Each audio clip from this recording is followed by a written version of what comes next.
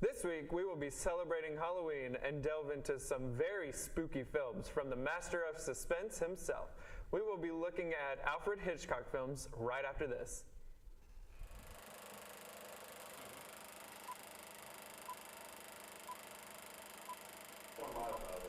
Okay, cool. Oh, we're not? What?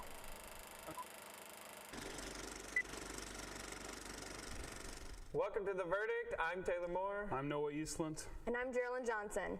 In 1960, Hitchcock created Psycho based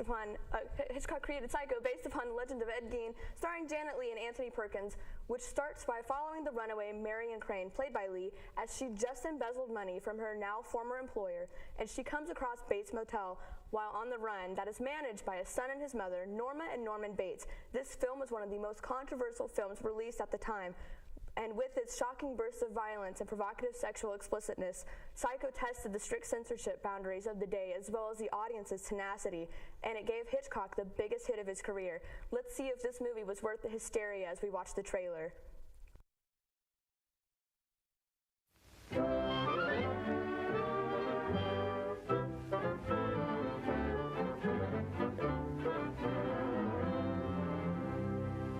Good afternoon. Here we have a quiet little motel, tucked away off the main highway, and as you see, perfectly harmless looking, when in fact, it has now become known as the scene of the crime. This motel also has, as an adjunct, an old house, which is, if I may say so, a little more sinister looking, less innocent than the motel itself. And in this house, the most dire, horrible events took place. I think we can go inside because the place is up for sale, although I don't know who's going to buy it now. In that window on the second floor, the single one in front, that's where the woman was first seen. Let's go inside.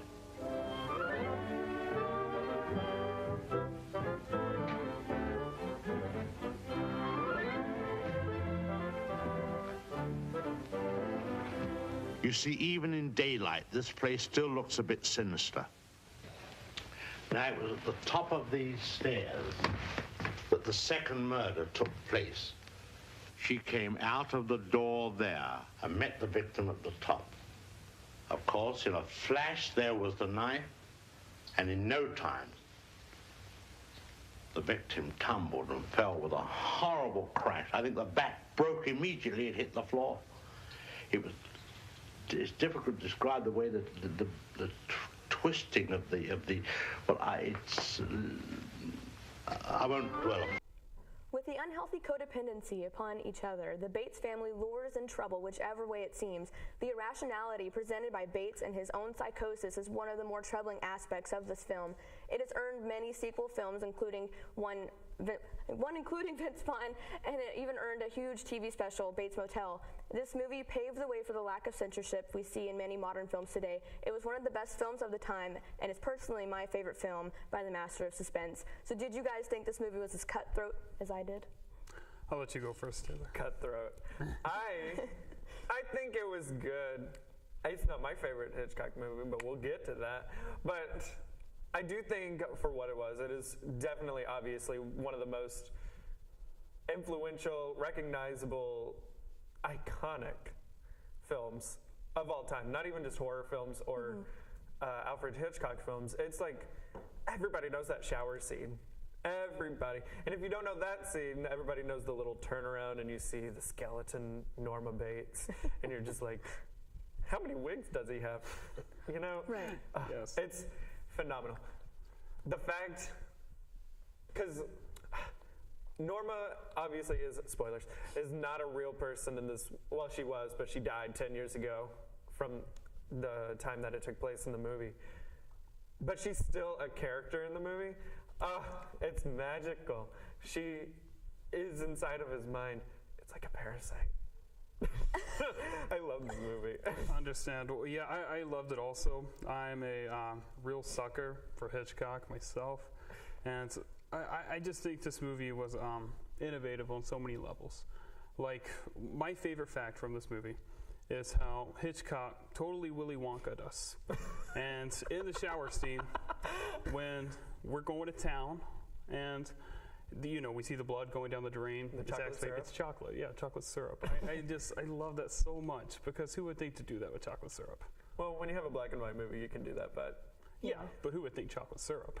I just love how controversial it was. Like, they were like, we can't show this anywhere. Like, people will freak out, and everyone loved it. Like, everyone was like, this is crazy, but this is really good, and it paved the way for all the movies that we have now. So I think it's really it's so influential. I love it so much. God, I love it. I mean, it was very controversial. I mean, if you watch it now with today's standards in mind, obviously it's pretty G-rated when it comes to like the gore. Because if you watch a Tarantino film, originally this was rated M. Really? It wasn't even rated R. It was originally rated M. That's crazy. So mature audience. Well, they also said it was like sexually explicit, but like they were so like modest about it. Like, you didn't see anything. I mean, for an old movie. For an old movie, yeah, that was explicit. But like now, that's nothing. They're just half naked. Yeah, because like in that time, I Love Lucy was like the first sitcom ever to have the main characters sleep in the same room, let alone bed. Right. So like for this movie to come out 10 years after I Love Lucy premiered, I think, something like that. I don't know. And that's pretty risque for them, especially when they weren't married. Yes. The couple was not married, so. Right. Well, it was an affair, wasn't it? Yeah. Yeah. Something I do want to talk about with this film, there's that you brought up, is the Vince Vaughn sequel and the TV show. The Vince Vaughn sequel, terrible. I hate. It's trash. First of all, Vince Vaughn. But Vince Vaughn, he did well. Like, he did well. No. Okay. No. I beg to differ, but that's fine. This movie is garbage.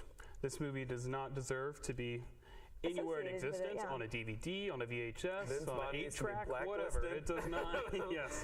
Then, even with the TV show, I personally, I know that it's critically acclaimed now, but I just think it has no place. I think this movie is standalone, and I think there is no need for this mockery of the film. This mockery. Okay, I'm going to disagree with you on Bates Motel. I will too, because I'm a huge fan of Bates Motel. I am definitely going to agree with you on the sequel. But then again, my view on sequels, they all need to burn. True. But the show, Bates Motel, come on. Like, that's a really good film. Okay, it's nice, but what's the point? Or not film. What's the point of the TV show? They give you the backstory. They give you the backstory. I don't need it. I don't need it. Yeah, you don't need it, but like other people like us, we wonder like, how did this happen? How did this start? And they give you a backstory, but they also like took a nice turn on the original film anyway that I liked. I don't want to. Why did the original film need turning though? Well, okay, to justify like Norman's acts, I guess, but even though he was still crazy. I mean, yeah, he doesn't need justification. Right. I think it was more just like we're not watching it to like the character, but to like learn how he got to that point in his life. We don't need it. We do not need this. They don't specify anything. I'm interested in knowing. We don't need this because of the ending that Hitchcock gave us. We don't need this because of, he wouldn't hurt a fly. Perfect ending. Perfect ending to, in my opinion, the perfect ending to any movie ever. It's really good. Wonderful. And I don't need anything further than what Hitchcock gave me. That's perfect, and I don't need anything. I personally liked what they did with the TV show. I think that because like it shows how close, like they showed the codependency the mother and son had with each other, and how much like it was almost like scary and like almost incestual. Why do you need it though? He keeps his dead mother in his house. Isn't that showing how much he depends on him? Well, no, I don't. It doesn't show like how like the dynamic of the relationship. It just looks like he killed her. No, he's just keeping his dead mother in his house. It almost looks like he just killed her, and that was it. Okay, back to the movie though. Yes. My favorite thing about it is that the use of voiceover. Right. Oh my goodness, when he's carrying his mom down the stairs and she's like, put me down, I can walk down myself. But really it's a skeleton, so you're like, she can't. But you don't know that watching it for the first time. Well, you probably did watching it the first time, but still, it's like, and and the way they get inside of the main character's mind and how guilty she feels and she's on the run and stuff. It's just all around. For sure. I understand why you like it, Geraldine, but next up we have one of my personal favorite Hitchcock film. It's called Rear Window. Rear Window tells the story of a wheelchair-bound photographer, and he is played by the incredible James Stewart, and he has a keen eye for spying on his neighbors. He sees one of his neighbors acting very suspicious, and the story unfolds from there. Here is your trailer for Rear Window. This is the scene of the crime. A crime of passion, filmed in a way you have never seen before, and as no one else would dare attempt. But the screen's master of suspense, the producer-director who shocked the world with Psycho.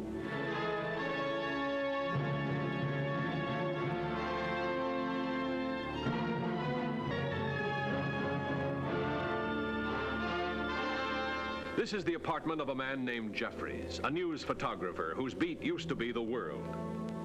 Right now, his world has shrunk down to the size of this window. He's been watching the people across the way. Nobody seems to pull their blinds during a hot spell like this. He knows a lot about them by now.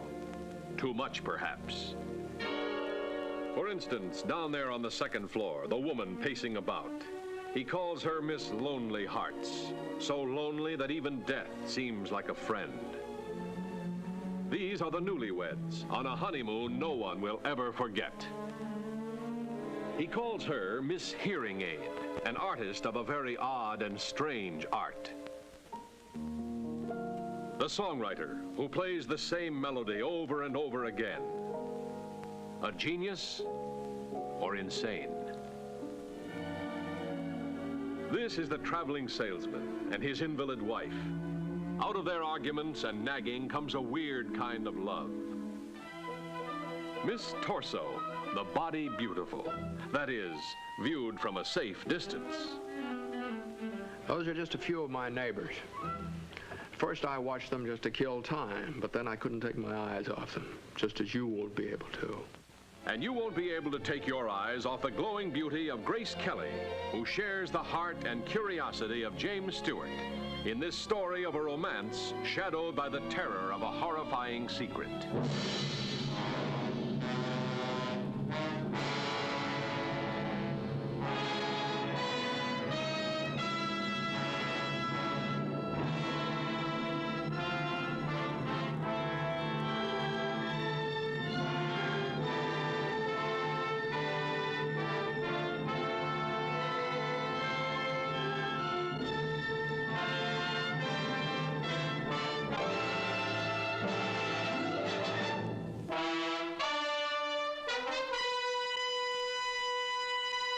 What did you guys think about Rear Window? I like it. I think it's really cool.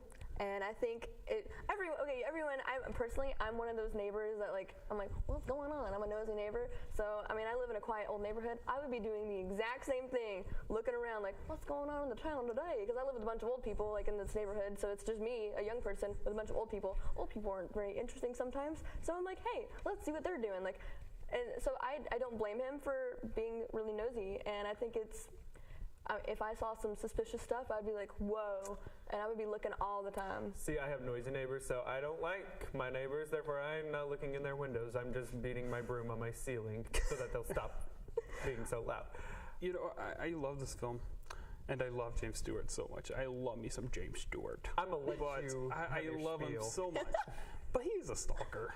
He's just sitting there. Okay. I love him, but what's he doing looking in everybody's windows? You know, he's in a wheelchair. In the rear windows at that. Yes, in rear windows. But another thing in this movie I want to talk about is the opening scene. This is, in my opinion, the best opening scene of any movie ever.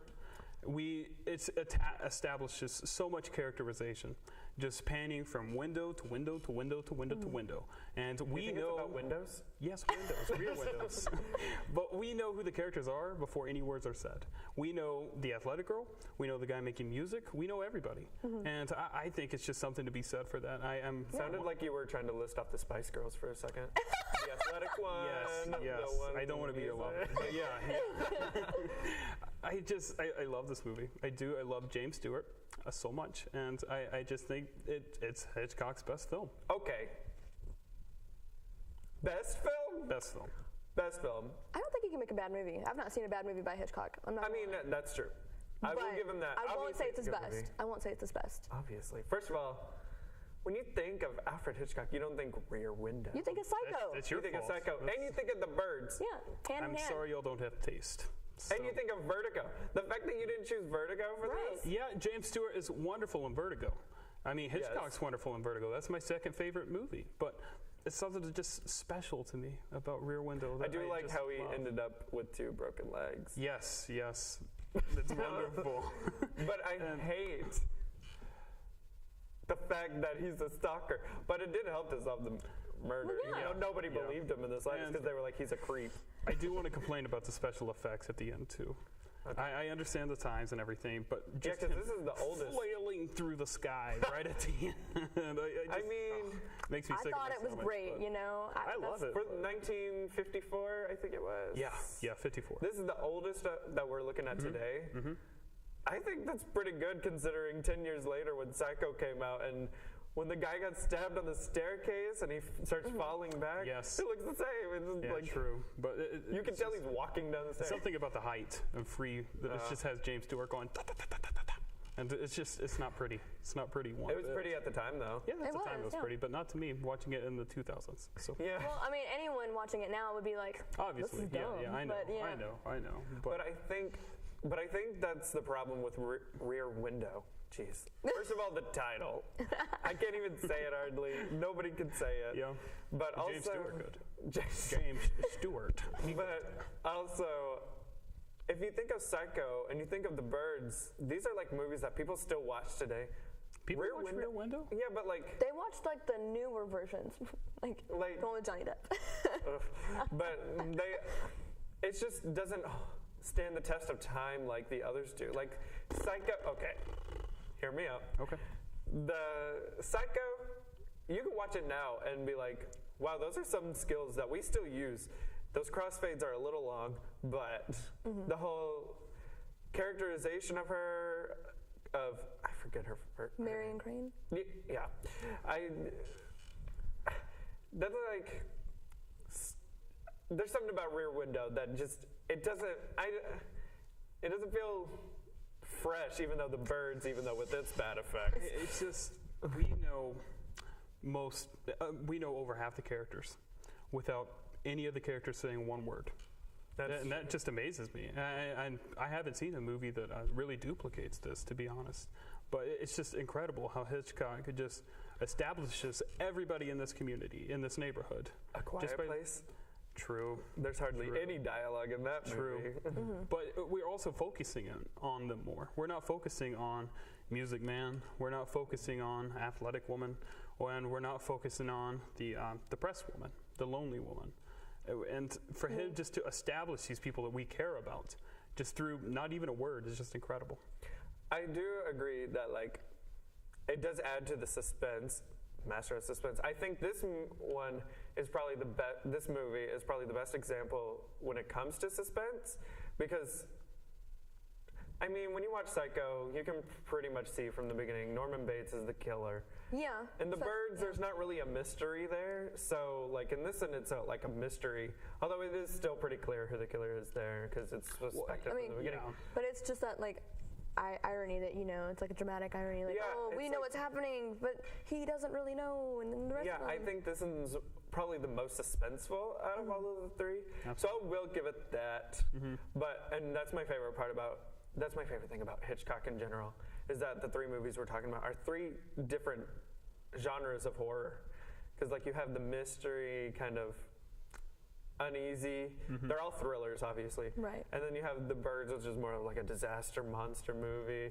And then you have Psycho, which is the psychological thriller where you're just like, look at this crazy man.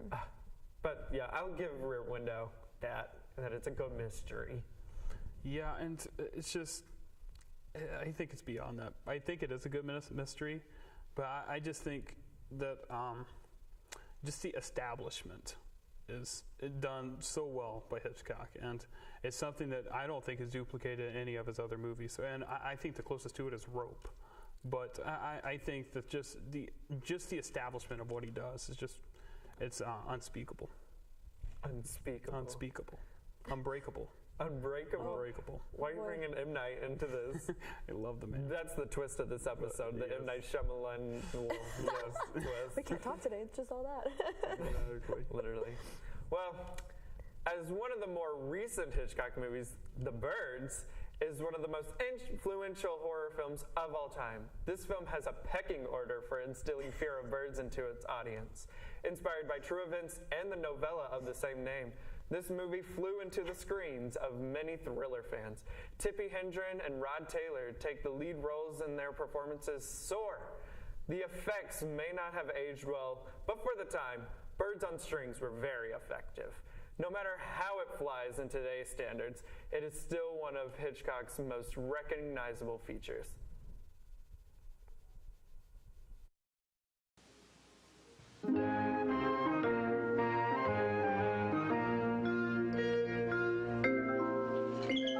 How do you do? My name is Alfred Hitchcock, and I would like to tell you about our good friends, the birds. That's the damnedest thing I ever saw. Birds just don't go around attacking people without no reason. Yes, they attack the children. Attack them. What's the matter with all the birds? Birds are not aggressive creatures, miss. They bring beauty into the world. Those gulls attack. Impossible. They came in right down the chimney. Why are they doing things? It's the end of the world. Are the birds gonna eat us, Mommy? Get yourselves guns and wipe them off the face of the earth. That would hardly be possible. Mitch, don't! The 5 continents of the world contain more than 100 billion birds. All at once, the birds were everywhere. Why don't you all go home? Lock your doors and windows. Did you get the windows in the attic? When do you think they'll come? What happens when you run out of wood? I don't know. You don't know? When will you know? When we're all dead!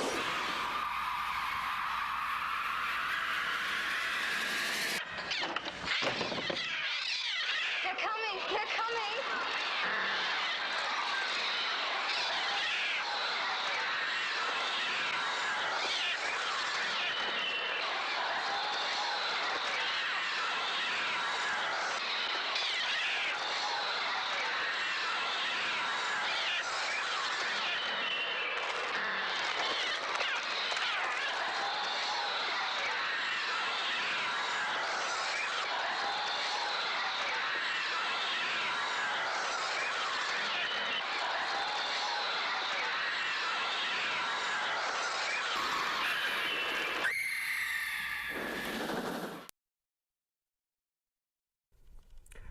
So would you like to see this movie, or would you just slam into a phone booth? I am not Clark Kent.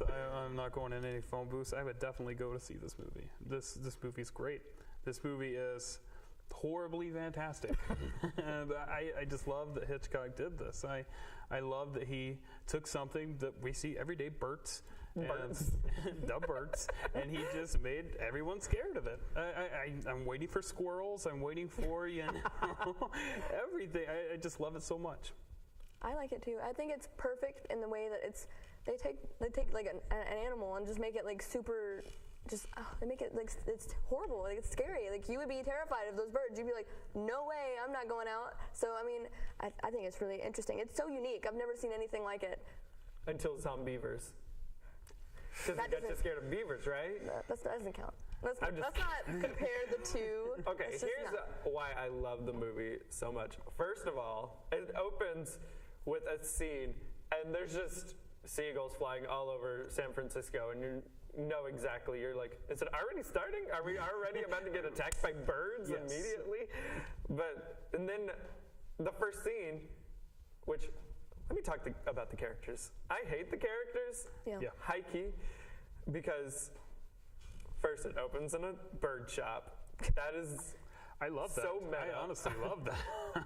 And I do. And in fact, it's what started it too. We're wanting to buy lovebirds. I just think it's great that I forget his name. The guy's wanting to buy lovebirds though, and then we turn into birds just eating our heads. So it's weird. First of all, he's a prosecutor, I think. Mm-hmm. and she is a prankster, although breaking a window is more vandalism than a prank. I mean, also, it's so weird. She's like she looks like this high, sophisticated woman, and it's like, what were you doing to break a window? But I like how them two characters who are unlikely are together, but at the same time, the chemistry is really weird. Like, he went into the bird shop knowing she did not work at that bird shop and was like, can you show me where the lovebirds are? And she's like, oh yeah, we have some over here, even though she has no clue what a lovebird even looks like. And then he was like, oh yeah, I was just lying to you the whole time. I just wanted to get your attention. How charming of that, even though she falls for it. And then it gets even worse. She then, after that, orders lovebirds to take to him, then finds out his address, then goes to his address and finds out that he's actually gone for the weekend and finds exactly where he's living for the weekend. And then on top of that, she orders a boat, comes up with this big old convoluted lie on how she knows his ex, of all people, and then sneaks into his house and leaves the birds. And you thought James Stewart was a stalker. Right? I was waiting. Yeah. I didn't want to spoil anything for this part, but this is the weirdest set of people. I agree. Which makes me not feel bad when they all get attacked by birds. No, I'm rooting for the birds most of the movie. I love Annie, who's the teacher, Annie Hayworth. She's my... my complaint is the classroom scene where they're in the classroom. They're like, well, what are we going to do? And they're like, let's just make a run for it. And they just all just go down the road running. She's like, we're going to show her our fire drill. Exactly. And then she's like, all right, guys, we're outside. And it's like, why not? So many other things you could do. Take your desk and put it on your head. Or let's stay inside. Stay inside. That's also an Because I feel like with birds, it would be more similar to a bomb threat than it would be a fire. You would think so, yeah. So, listen, she wasn't the brightest, okay? No, not one. I mean, she loved the same man, came to that town to be near him, but not with him. It was weird. She's a little weird. True love conquers all. Lydia, the mom, she's a good character, though. Yeah, I don't mind her. I don't at all. So, I have no reason to like her, really. But no, I like her. I think she's a good, protective mother. And I think, except for she's a little neurotic, I'll say. So you're talking yourself out of it now? No, I'm not talking myself out of it. Do we not like her now? No, first of all, this is my opinion. Oh, okay. Lydia is probably the best when it comes to character development, because at the end, whenever she's caring... That's true. I forget the main character's name. Yeah. I remember all my favorite characters. Mm-hmm. I didn't like the main character. Fair enough. So I'm glad she got attacked. Yep. Also, the scene in the phone booth is also iconic. It's not as iconic as the shower scene in Psycho. You're right, but it's fun. Everybody knows that. And the chimney scene. The chimney scene. They love the chimney scene. Made me scared of chimneys. Yeah, seriously, get away. It's crazy how Hitchcock had this fascination for birds, because we also see in Psycho, we see Norman's birds that he has in the waiting room. Taxidermy. Yeah, I would love to know why birds. I just would really like to know that. Creepy, though. Yeah, I'm not a fan of birds personally. Yeah, they freak me out. I don't like chickens, but birds I don't mind. The chickens wouldn't eat. I wonder why that was. And I think what the best part of the movie is, like, it doesn't really explain why the birds are attacking everyone. Right. Yeah. Some say it was the woman, but I think it was pointing more towards the actual lovebirds, which the thing is, I don't know what about the lovebirds would make all the other birds. Well, there is crazy. a theory that the whole thing is just a global warming, just video to prevent global warming. That if not, the birds are going to eat us. So there is a thing for that. Can you elaborate on how? I think that's just a good place to end it. I do. Okay, so Alfred Hitchcock. Green? Sure, let's go with that. So next, we're going to have a Tarantino film episode next time that we film. And next week, the 7th, we're going to have election coverage here at the school. Right? So no verdict? No verdict next week. 10/14. Sad. Yes, but I think that's it for this episode. So Tarantino films? Yes. I cannot wait to talk about it. Oh my goodness, I'm going to have so much material. Y'all think I love Hitchcock? Tarantino's my favorite. Yes. Well, he's not as spooky. He's not a spooky, but he's the gory. bloody. He's gory. Yes. All right, well, we will see you on the verdict on the 14th.